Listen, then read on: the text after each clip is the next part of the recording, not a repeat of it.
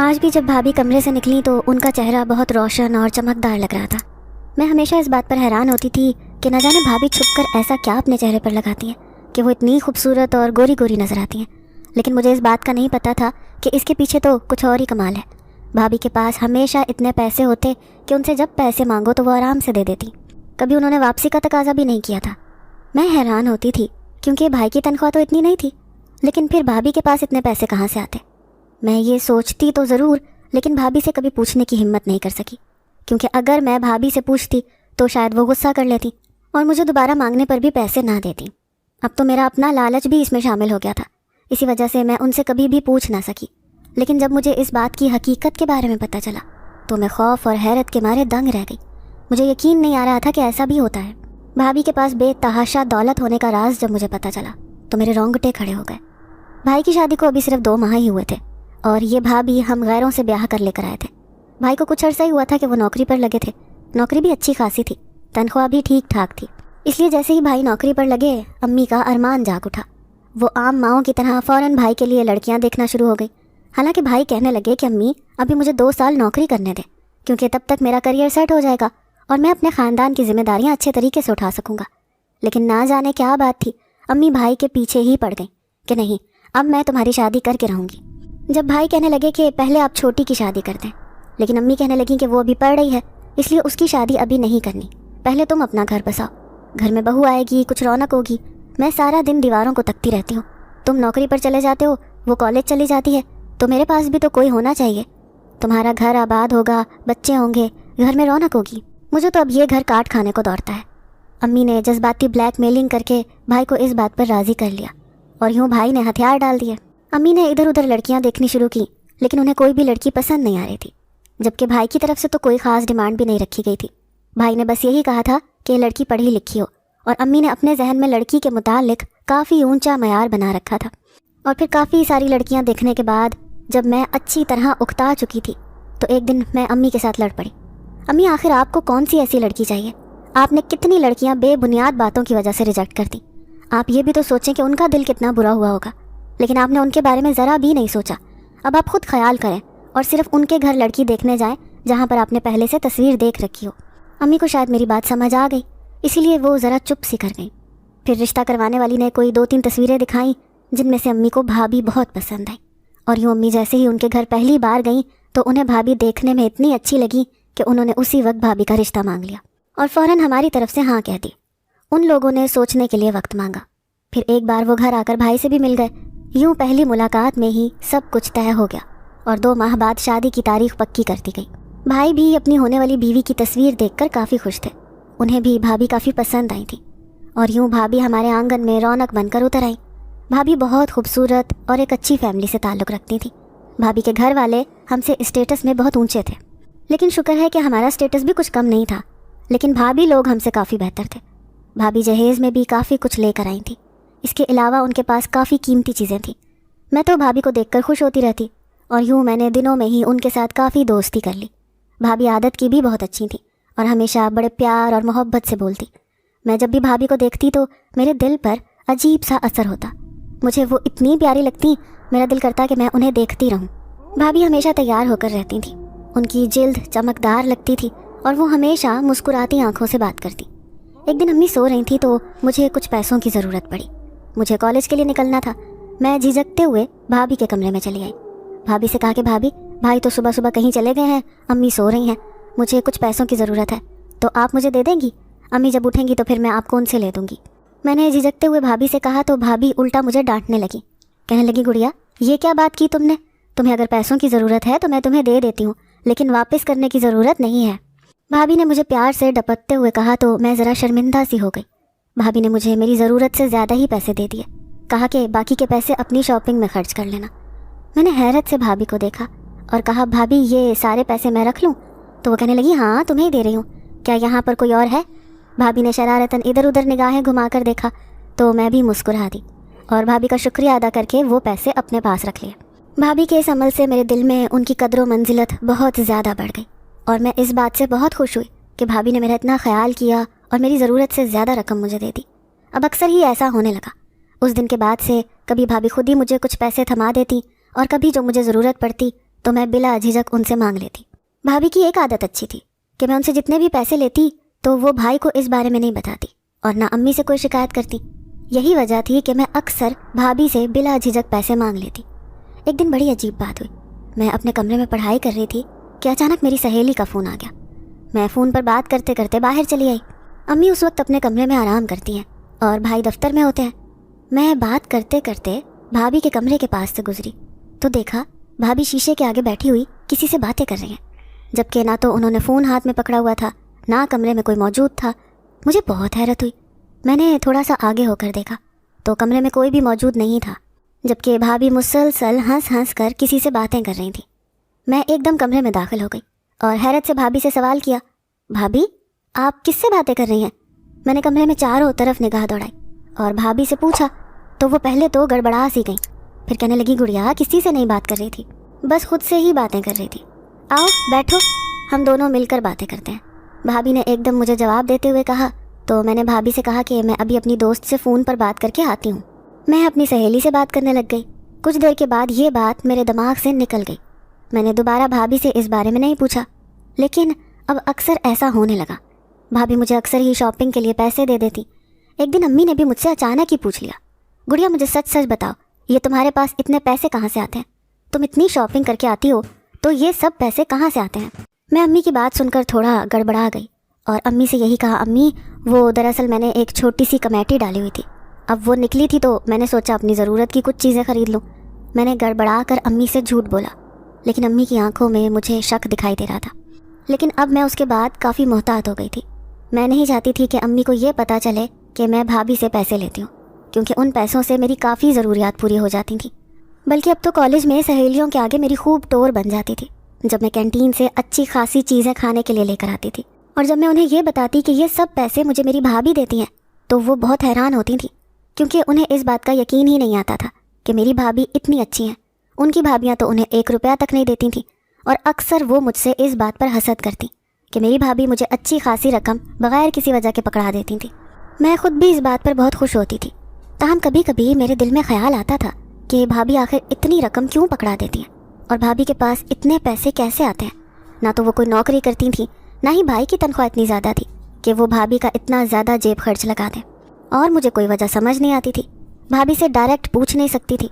मैं ये सोच सोच कर अपने आप में उलझती जा रही थी। उस दिन भी कुछ ऐसा ही हुआ। भाई को कुछ रकम की ज़रूरत थी, रकम अच्छी खासी थी और भाई काफ़ी परेशान थे।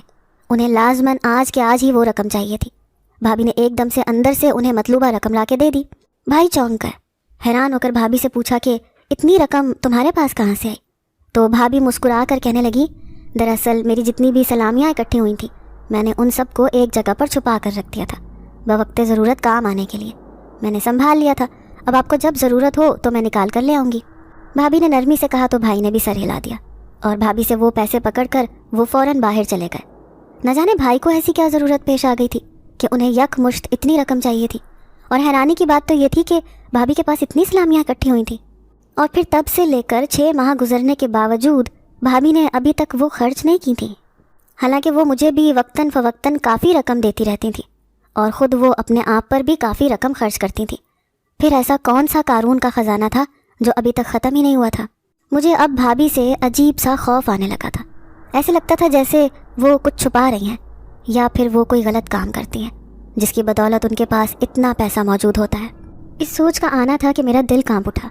मुझे अब समझ नहीं आ रही थी कि मैं भाभी से कैसे बात करूं।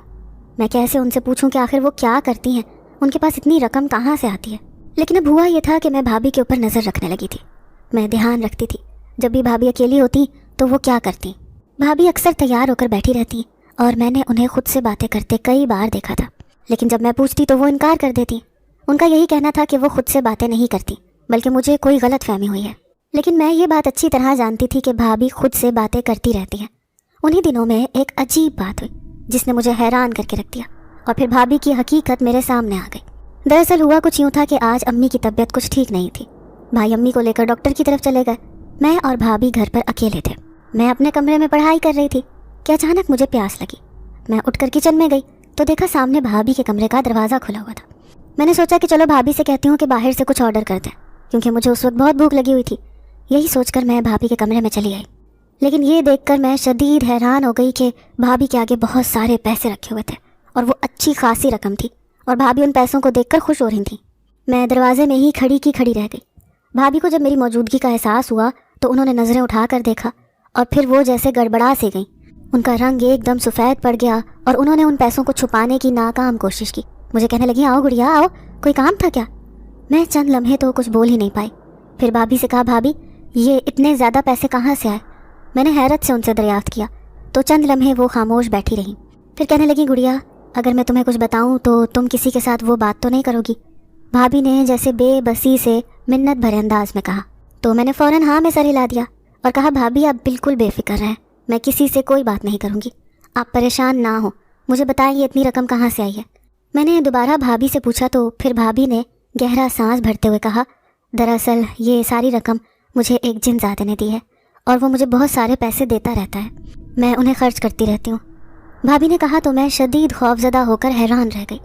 जिनज़ादा, ये सब आपको एक जिनज़ादे ने दिया है? मैंने भाभी से पूछा तो उन्होंने हाँ में सर हिलाया। कहने लगी, हाँ ये सब कुछ एक जिनज़ादे की मेहरबानी है, उसी की बदौलत मुझे इतनी रकम मिली है कि मैं अपनी हर ज़रूरत ज़्यादा बेहतर अंदाज में पूरी कर सकती हूँ। भाभी ने बड़े पुरस्रार तरीके से कहा तो मैं उनसे ये पूछे बिना नहीं रह सकी कि आखिर वो जिनज़ादा उन पर इतना मेहरबान क्यों है और उसने इतनी ज़्यादा दौलत उन्हें क्यों दी है। मेरे ये पूछने की देर थी कि भाभी कहने लगी कि दरअसल ये तब की बात है जब मेरी दादी ज़िंदा थी। वो हमेशा जिक्र करती रहती और मैं चूँकि दादी के साथ बहुत ज़्यादा अटैच थी तो उनके साथ साथ ही रहती थी। दादी के पास बहुत ज़्यादा दौलत होती थी, वो अक्सर मुझे भी पैसे देती रहती। एक दिन मैंने दादी से पूछ लिया कि दादी आपके पास इतने ज़्यादा पैसे कहाँ से आते हैं? दादा ने आपको दिए होंगे। तो मेरी बात सुनकर वो बड़े पुरस्रार तरीके से मुस्कुरा दी। कहने लगी, बेटा दरअसल ये सारे पैसे मुझे जिन्नात की तरफ से आते हैं। दादी की ये बात सुनकर मैं हैरान रह गई। मैंने उनसे पूछा, जिन्नात की तरफ से? लेकिन क्यों? जिन्नात आपको इतने पैसे क्यों देते हैं? तो दादी कहने लगी कि दरअसल मैं जिन्नात के लिए अमल करती थी और तभी मेरे ऊपर एक जिनजाद आशिक हो गया था। तब तो मुझे इस बात का इल्म नहीं हुआ था, लेकिन फिर मैं जब भी अकेली होती तो वो मेरे पास आकर बैठ जाता और मुझे देखता रहता। मैं उससे खौफज़दा रहने लगी थी, लेकिन एक दिन हिम्मत करके मैंने उससे कहा कि तुम क्यों आते हो? तुम्हारे आने से मुझे परेशानी होती है, मैं खौफज़दा रहती हूँ। मैंने बेबसी से उसे कहा तो वो कहने लगा कि तुम्हें मुझसे डरने की कोई ज़रूरत नहीं है, तुम मुझे अच्छी लगती हो और मैं तुमसे मोहब्बत करता हूँ, बस तुम यूं ही मेरे सामने तैयार होकर रहा करो। उस जिनजादे की बात सुनकर मैं हैरान रह गई और मेरे मुंह से कुछ अल्फाज निकले जिसे सुनकर उस जिनजाद ने मेरे ऊपर जैसे पैसों की बारिश कर दी। उसने मुझे इतनी दौलत से नवाजा कि मैं हैरान रह गई। इतने ज़्यादा पैसे मैंने ज़िंदगी में पहली बार इकट्ठे देखे थे और उन्हें देखकर मेरी आंखें फटी की फटी रह गई थी। अब ये हुआ कि मैंने उन पैसों और उस जिनजादे के मुतालिक तुम्हारे दादा को भी बता दिया। वो भी ये सब सुनकर बहुत हैरान हुए। कहने लगे कि मुझे तो डर लग रहा है, अगर वो जिनजाद नाराज़ हो गया तो कहीं तुम्हें कोई नुकसान ना पहुंचा दे। लेकिन मैंने उन्हें यकीन दहानी करवाई कि वो नाराज़ नहीं होगा, बल्कि अब मैं उसे नाराज़ होने ही नहीं दूंगी। उसके बाद मैंने उस दौलत को खर्च करना शुरू किया। फिर मैंने अपना घर बार बनाया, अपने बच्चों को पढ़ाया लिखाया और अब यही होने लगा। मुझे वो जिनजाद इतने पैसे देता कि मेरी सारी मुश्किलात दूर हो जाती, बल्कि मैं अब उन पैसों से दूसरों की भी मदद करती। दादी ने मुझे बताया तो मैं हैरान रह गई कि आखिर ऐसा कैसे मुमकिन है। फिर मैंने उनसे पूछा कि आखिर वो क्या अल्फाज थे जिन्हें सुनकर वो जिनजाद पैसों की बारिश करता रहा। मैंने तजस्सुस से दादी से पूछा तो जो कुछ उन्होंने बताया मैंने जैसे जहन नशीन कर लिया और फिर वक्त यूं ही गुजरता रहा। उस जिनजादे की बदौलत दादी को बहुत दौलत हासिल हुई और उन्होंने उसके साथ बहुत से फलाही काम भी किए। एक दिन इसी तरह जब मैं 18 साल की हो चुकी थी तो मुझे भी छत के ऊपर कोई शख्स नजर आ रहा था। मैं तब छत पे कपड़े फैलाने गई थी कि वहाँ पर मुंडेर के पास कोई खड़ा था। मैं समझी कि शायद मेरे चचा या ताया के बेटों में से कोई होगा, लेकिन जब मैंने उसको पलट कर अपनी तरफ मुस्कुराते हुए देखा तो मैं एक लम्हे के लिए कांप उठी। मैंने खौफ के आलम में उससे पूछा कि तुम कौन हो? तो वो कहने लगा, मैं एक जिनजाद हूँ। उसकी मुस्कुराहट बड़ी गहरी थी। न जाने कैसे मैंने घबराहट के आलम में दादी के वही अल्फाज दोहरा दिए जिन्हें सुनकर उस जिनजाद ने मुझे ढेरों दौलत पकड़ा दी। मैं इतने पैसे देखकर बहुत हैरान हुई, ताहम मैं अब भी खौफज़दा थी। फिर मुझे दादी की बात याद आई। दादी ने तो कुछ ऐसा ही कहा था कि वो कलमात कहने से जिन्नात पैसों की बारिश कर देते हैं।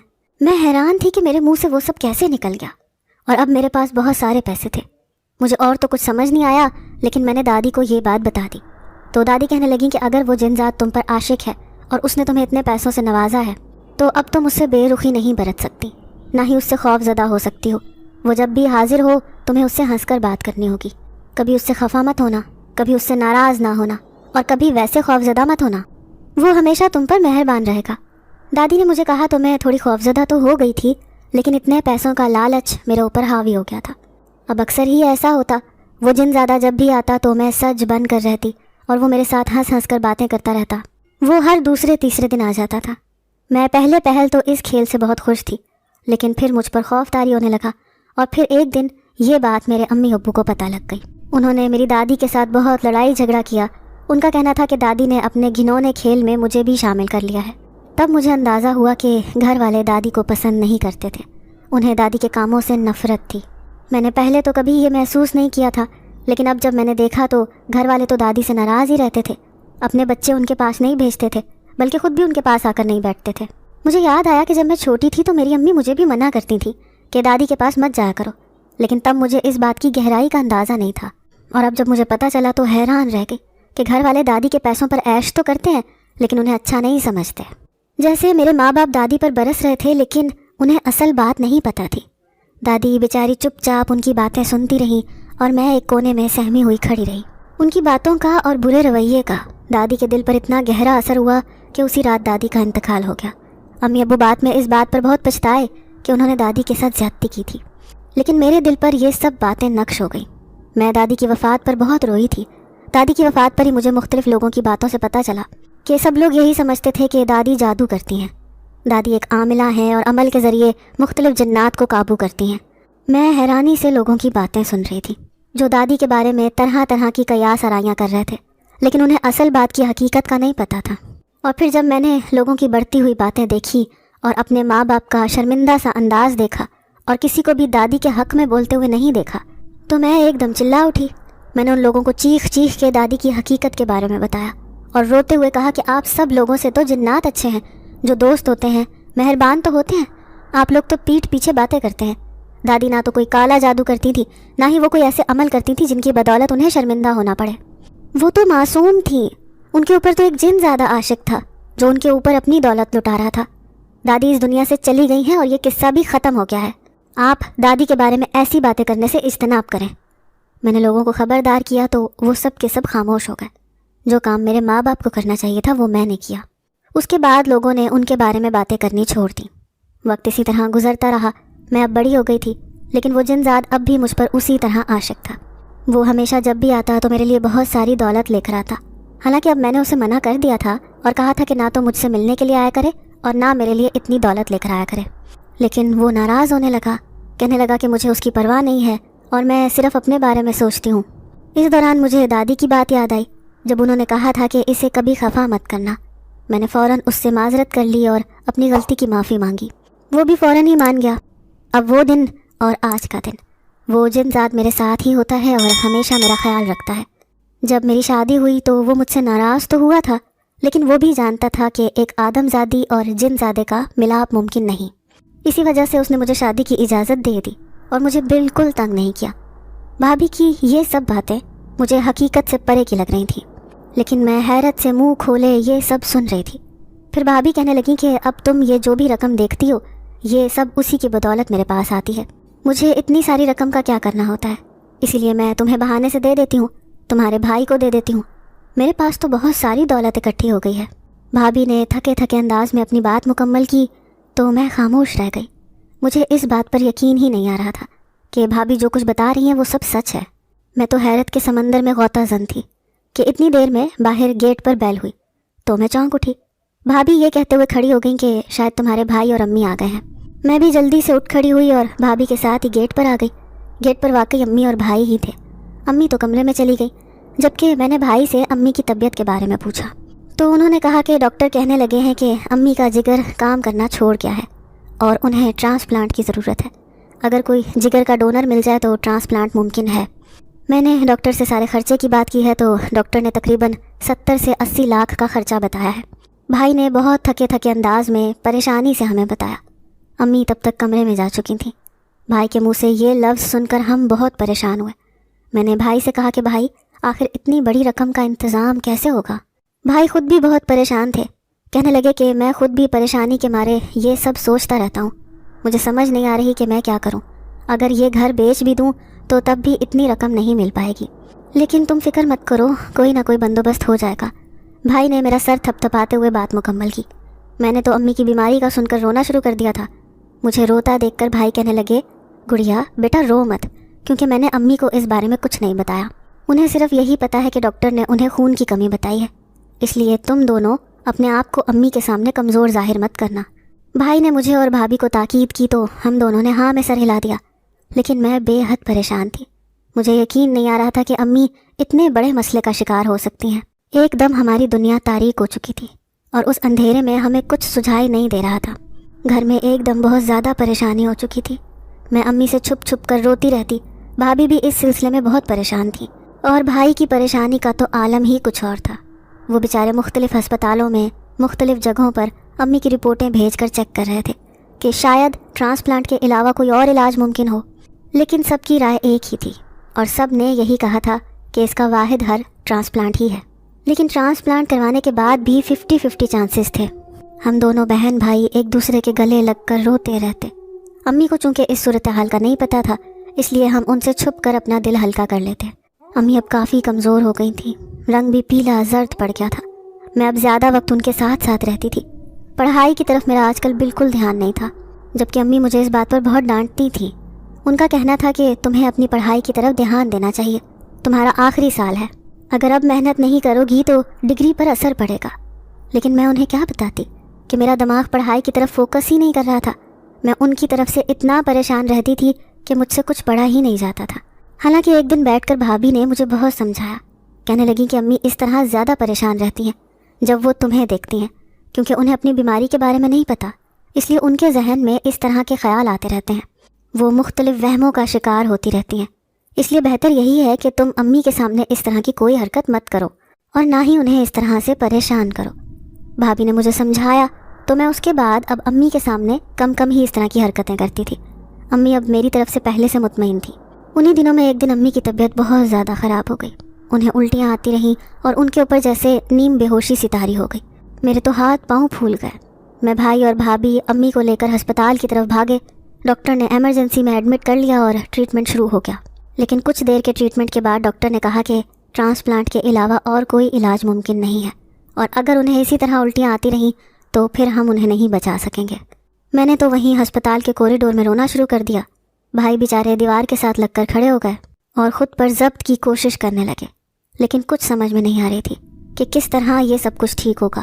روتے روتے اچانک میری نظر بھابھی کی طرف پڑی، اور پھر جیسے میرے ذہن میں ایک دم ایک خیال آیا۔ میں بجلی کی تیزی سے اٹھی اور بھابھی کے قریب گئی۔ بھابھی کو اٹھا کر میں کوریڈور کے دوسری طرف لے گئی اور ان سے منت کی کہ بھابھی آپ اس جن زادے سے اتنی رقم لے لیں کہ میری امی کا علاج ممکن ہو جائے۔ بھابھی بیچاری عجیب شش و پنج میں پڑ گئی۔ مجھے انہیں وجہ بتانی ہوگی، اور جب انہیں وجہ معلوم ہو گئی تو شاید ہمارا گھر خراب ہو جائے، ہمارے تعلق پر اثر پڑے گا۔ بھابھی نے بے بسی سے کہا تو میں نے کہا نہیں، جب آپ بھائی کو اپنے منہ سے سب بتا دیں گی، ساری حقیقت سے آگاہ کریں گی، تو انہیں کوئی پریشانی نہیں ہوگی، وہ سب کچھ سمجھ جائیں گے۔ بہتر یہی ہے کہ آپ میری امی کو بچا لیں، کسی بھی طریقے سے ان کا یہ علاج کروا دیں، میں آپ کی منت کرتی ہوں۔ میں نے یہ کہتے ہوئے بھابھی کے آگے ہاتھ جوڑ دیے اور رونے لگی۔ بھابھی بھی بیچاری بے بسی کی انتہا پر کھڑی تھی کہ اسی دوران بھائی بھی ادھر آ گئے اور میری طرف دیکھ کر کہنے لگے کہ اگر تم نے اسی طرح رونا ہے تو گھر چلی جاؤ، مجھے کچھ سوچنے دو۔ بھائی نے قدرے پریشانی سے کہا تو میں نے دوبارہ مدد طلب نظروں سے بھابھی کی طرف دیکھا، لیکن وہ مجھ سے نظریں چرا گئیں۔ میرا دل جیسے ٹوٹ سا گیا۔ میں ہارے ہوئے قدموں سے واپس بینچ پر آ کر بیٹھ گئی اور اپنا چہرہ دونوں ہاتھوں میں چھپا کر پھوٹ پھوٹ کر رونے لگی۔ ایسا لگ رہا تھا جیسے میں نے امی کو کھو دیا ہو۔ ایک ایک لمحہ ہمارے اوپر بہت بھاری گزر رہا تھا۔ امی کی خیریت ہمیں سب سے زیادہ عزیز تھی، اور اب امی ہی اندر بستر پر اس طرح لیٹی ہوئی تھی کہ ہم دونوں بہن بھائیوں کی جان حلق میں اٹکی ہوئی تھی۔ نہ جانے امی کا علاج ممکن بھی ہو پاتا یا نہیں۔ اس وقت کے بعد سے میں نے بھابھی کو دوبارہ مخاطب نہیں کیا۔ مجھے ان پر بہت شدید غصہ تھا، کیونکہ جس طرح انہوں نے اپنے گھر کے بارے میں سوچتے ہوئے امی کے علاج سے انکار کر دیا تھا، یہ بات مجھے پریشان کر رہی تھی اور مجھے ان پر غصہ آ رہا تھا۔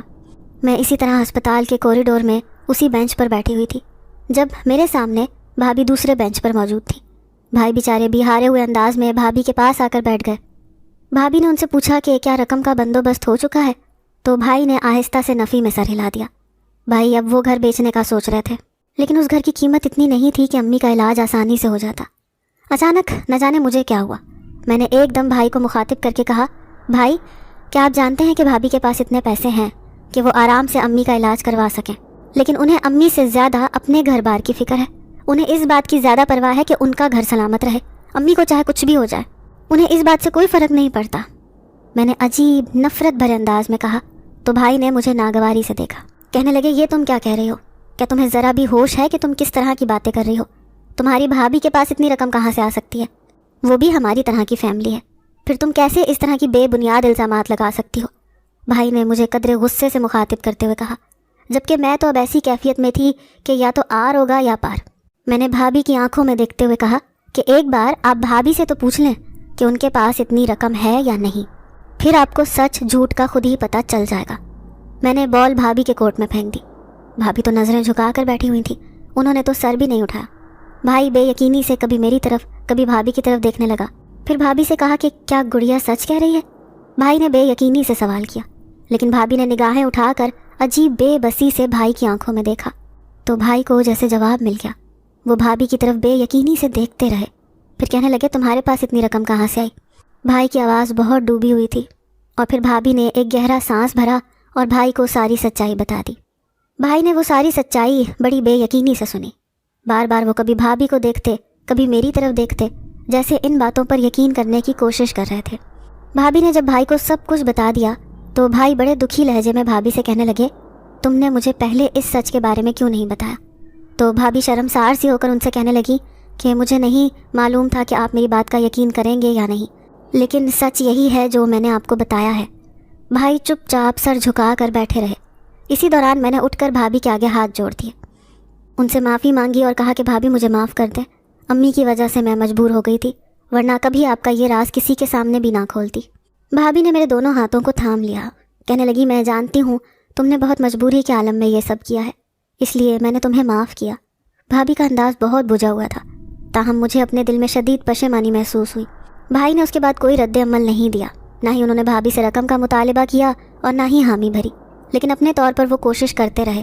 اور پھر اسی رات جب امی کی طبیعت زیادہ خراب ہوئی اور ڈاکٹر نے کہا کہ اگر 2 دن کے اندر اندر ان کا ٹرانسپلانٹ نہ ہو سکا تو پھر ان کی زندگی کا کوئی چانس نہیں، اسی رات بھائی نے بھابھی سے مطلوبہ رقم لی اور ہسپتال میں ٹرانسپلانٹ کے لیے جمع کروا دی۔ میں جانتی تھی کہ بھائی بہت خوددار ہے اور ان کے لیے اتنی بڑی رقم بھابھی سے لینا ایک بہت بڑا تانا تھا، وہ ساری عمر شاید ہی اس اذیت سے باہر نکل سکیں، لیکن اس وقت چونکہ سب سے زیادہ ہمیں امی عزیز تھی، اس لیے ان سب باتوں کے بارے میں ہم نے سوچا ہی نہیں تھا۔ جب بھابھی نے بھائی کو مطلوبہ رقم دے دی تو میں نے ان کا بہت شکریہ ادا کیا اور کہا کہ جس طرح آج آپ نے امی کی مدد کی ہے میں وہ ساری زندگی نہیں بھلا سکتی، بس آپ دعا کریں کہ امی جلد ٹھیک ہو جائیں، کیونکہ بھائی کا رویہ بھابھی کے ساتھ بالکل ٹھیک تھا، اس لیے کہ بھابھی نے بھی اس بات کو زیادہ ہوا نہیں بنایا تھا اور میرے ساتھ ساتھ ہی رہیں۔ امی کا ٹرانسپلانٹ ہو گیا تھا اور اب وہ پہلے سے بہتر تھی۔ اس ٹرانسپلانٹ کو ابھی 15 دن ہو چکے تھے، لیکن امی ابھی بھی ہسپتال میں تھیں، تاہم میں اور بھابھی گھر پر ہوتے تھے۔ ہمیں ابھی امی سے ملنے کی اجازت نہیں تھی، اسی لیے ہسپتال میں کوئی بھی نہیں رہتا تھا، صرف بھائی صبح اور شام جا کر پتہ کرتے رہتے تھے۔ اسی طرح اکثر بھابھی کے پاس وہ جن زاد اسی طرح ملنے کے لیے آ رہا تھا۔ بھابھی خوشبو لگا کر رکھتی، جبکہ میں جب بھی دیکھتی تو نہ جانے کیوں وہ تھوڑا شرمندہ سا ہو جاتی، لیکن میں نے آج تک انہیں کبھی یہ بات نہیں جتائی تھی۔ بھائی کا رویہ بھابھی کے ساتھ تھوڑا عجیب سا ہو گیا تھا، وہ بھابھی کو بہت کم مخاطب کرتے، اس کے علاوہ ان کے چہرے پر ہمیشہ سنجیدگی چھائی رہتی۔ میں جب یہ سب دیکھتی تو دل ہی دل میں پریشان ہوتی رہتی، کیونکہ ان کے رشتے کی خرابی میری وجہ سے پیدا ہوئی تھی اور اب مجھے ہی اسے ٹھیک کرنا تھا۔ اس دن بھی بھائی ہسپتال جانے لگے تو میں نے انہیں کہا کہ آپ رکیں، میں نے بھی آپ کے ساتھ چلنا ہے۔ پہلے تو بھائی مانے نہیں کہ گھر پر پیچھے تمہاری بھابھی اکیلی ہے، لیکن میں نے کسی طریقے سے انہیں منا لیا اور ہسپتال چلی آئی۔ تاہم میں نے راستے میں بھائی سے بات کی اور بڑے شرمندہ سے انداز میں انہیں کہا کہ یہ جو کچھ بھی ہوا ہے میری وجہ سے ہوا ہے، نہ میں آپ کو یہ سب بتاتی نہ ہی آپ بھابھی کے ساتھ رویہ خراب کرتے، جبکہ اس میں بھابھی کی کوئی غلطی بھی نہیں ہے۔ میں نے بھائی کا دل بھابھی کی طرف سے صاف کرنے کی کوشش کی تو بھائی کہنے لگے مجھے اس بات کا افسوس نہیں ہے کہ تمہاری بھابھی کے ساتھ یہ سب مسئلہ چل رہا ہے، مجھے تو دکھ اس بات کا ہے کہ تمہاری بھابھی نے یہ سب مجھے کیوں نہیں بتایا، اگر وہ خود سے مجھے بتاتی تو مجھے زیادہ اچھا لگتا، لیکن اس نے مجھے بتانے کی زحمت گوارا نہیں کی۔ بھائی نے قدرے سنجیدگی سے کہا، پھر کہنے لگے کہ دوسری بات یہ ہے کہ مجھے امی کے علاج کے سلسلے میں تمہاری بھابھی سے مدد لینی پڑی، یہ میری غیرت کو گوارا نہیں تھا، لیکن مجبوری تھی کہ میں نے وہ مدد لی۔ بھائی نے بڑے افسوس سے کہا تو میں نے سمجھ کر سر ہلا دیا۔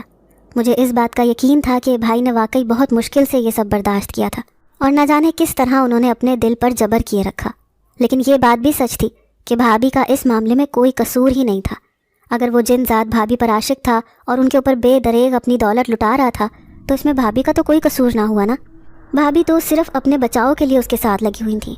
अगर वो ज़रा भी उसके साथ किसी भी किस्म का गलत रवैया इख्तियार करें तो शायद उनकी जान को ख़तरा हो। मैंने भाई के सामने सारे मुमकिनात रख दिए तो वो खामोशी से सुनते रहे। मुझे इस बात की समझ नहीं आ रही थी कि भाई ने मेरी बात को समझा भी है या नहीं, लेकिन दिल ही दिल में मुझे इस बात का बहुत अफसोस था कि उन दोनों के रिश्ते की ख़राबी मेरी वजह से हुई थी। 1 महीने के बाद अम्मी घर पर आ चुकी थी और अब भाई और भाभी का रवैया एक दूसरे के साथ बहुत अच्छा था। भाभी तो पहले ही भाई के साथ ठीक थी, लेकिन भाई ने भी अब अपने रवैये को दुरुस्त कर लिया था। वो जैसे समझ गए थे कि इन बातों में भाभी का कोई कसूर नहीं। वो जिनजात भाभी से अब भी मिलने के लिए आया था और भाई इस बात से वाकिफ़ हो गए थे, इसलिए वो अक्सर भाई के साथ भी बातें करता रहता था। ताहम मुझे आज भी उससे खौफ महसूस होता। ऐसा लगता कि वो जिस तरह का दिखाई देता है वैसा है नहीं, लेकिन उसने आज तक हमें कोई नुकसान पहुंचाने की कोशिश नहीं की थी और ना ही वो भाभी के अलावा ज़्यादा किसी से कोई बातचीत करता था। अब तो वो बहुत बहुत दिन के बाद ही आता था, आता ही नहीं था। उन्हीं दिनों में जब अम्मी सेहत की तरफ गामजन थी तो हमें एक और बड़ी खुशखबरी सुनने को मिली। भाभी उम्मीद से थी, जल्द ही मैं फुफ्फो बनने वाली थी। ये खबर पाकर भाई और मैं और अम्मी भाभी हम सब खुशी से झूम उठे। कितने अरसे से इस घर को इस खबर का इंतज़ार था और अब जबकि भाई की शादी को 2 साल हो चुके थे तो ये खबर सुनने को मिली थी। हम सब बेतहाशा खुश थे। भाभी की खुशी का तो कोई ठिकाना ही नहीं था। लेकिन जिस दिन हमें ये खबर मिली उसी दिन शाम को वो जिनज़ादा चला आया। आज वो बहुत संजीदा और गुस्से में लग रहा था। भाभी भी खामोशी से सहमे हुए अंदाज में उसकी तरफ देख रही थी और फिर उसने जो कहा वो सुनकर तो हमें अपने कानों पर यकीन ही नहीं आया। वो कहने लगा कि मैंने जितना भी वक्त तुम्हारे साथ गुजारा है मैं हमेशा खुश रहा हूँ। तुम एक अच्छी लड़की हो और मुझे अच्छी लगती हो, इसलिए मैंने हर मुमकिन तौर पर तुम्हारी मदद की। लेकिन अब जबकि तुम एक नई ज़िंदगी शुरू करने जा रही हो, अपने बच्चे की माँ बनने वाली हो, तो मैं आज से तुम्हें आज़ाद करता हूँ। आज से मैं तुम्हारे पीछे नहीं आऊँगा, बल्कि अब मैं शायद कभी तुम्हें दिखाई भी ना दूँ। लेकिन मेरी एक दरख्वास्त है, तुम जब भी मेरा जिक्र करना अच्छे लफ्ज़ों में करना। उस जिनजात ने बहुत अफसुर्दगी से कहा तो भाभी भी जैसे आज़रदा सी हो गई। लेकिन शायद इस कहानी का यही अंजाम होना था। वो जिनजात जाते जाते भी भाभी को बहुत सारी दौलत देकर चला गया। उसकी दरिया दिली ने जैसे हमें ख़रीद लिया। उसके जाने से मैं खुद भी बहुत उदास हो गई थी। उसने तो जिन्नात के मामले में मेरी राय ही बदल के रख दी थी। मैं जो पहले जिन्नात को गलत और डराने वाली चीज़ समझती थी, अब मेरी राय मुख्तलिफ हो चुकी थी और मैं इस बात पर यकीन रखती थी कि जिन्नात बहुत अच्छे और मेहरबान होते हैं। वो इंसान दोस्त हैं और दोस्तों की तरह से मदद करते हैं जैसे हम अपने दोस्तों की मदद करते हैं, क्योंकि अब तो हमें इसकी आदत हो चुकी थी और बिल्कुल ऐसे महसूस होता था जैसे वो इस घर का फ़र्द है। लेकिन उसे जाना तो था ही। वक्त ने ये बात साबित कर दी थी कि उस जिनजात ने अपने तौर पर जो भी फ़ैसला लिया था वो बिल्कुल ठीक था। भाभी अब बहुत खुश रहती थी। फिर एक दिन भाभी ने एक खूबसूरत से बेटे को जन्म दिया। हमारे घर की खुशियाँ लौट आईं। अब उनमें कोई रुकावट